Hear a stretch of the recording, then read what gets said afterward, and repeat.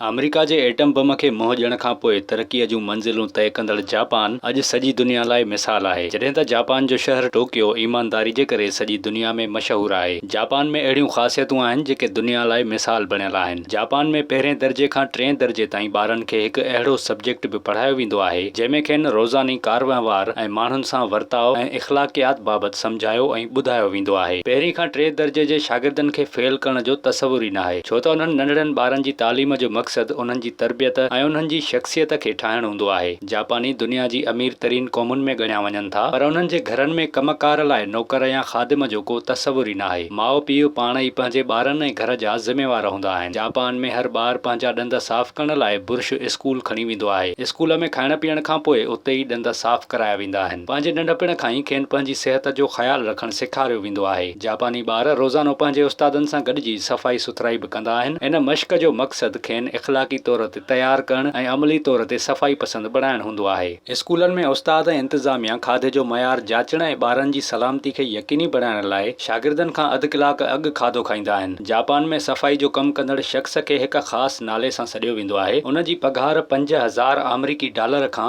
$8000 अमरीकी डॉलर हूंदी आहे। इन मुलाज़मत लाइ उमेदवार खे बाक़ाइदा ज़ुबानी ऐं लिखत में इम्तिहान ॾियणो पवंदो आहे। जापान में गाॾियूं, रेस्टोरेंट्स ऐं बंदि जायुनि ते मोबाइल इस्तेमालु नाहे कई वेंदी। जापान में साइलेंट मोड खे इख़्लाक़ी मोड चयो वेंदो आहे। जापान में जेकॾहिं अव्हां कंहिं दावत या बूफे डिनर ते वञो त उते बि इहो ई ॾिसंदा त माण्हू पंहिंजनि प्लेटुनि में ज़रूरत मूजिबि खाधो विझंदा आहिनि। प्लेटुनि में खाधो पचाइण जापानियुनि जी आदत न आहे। जापान में सॼो साल गाॾियूं रुॻो 7 सेकंड लेट थींदियूं आहिनि। जापानी वक़्त जा वॾा क़दरदान आहिनि ऐं मिंटनि ऐं सेकंडनि जो हिसाब बि रखंदा आहिनि ऐं उन्हनि जी क़ीमत ॼाणनि था।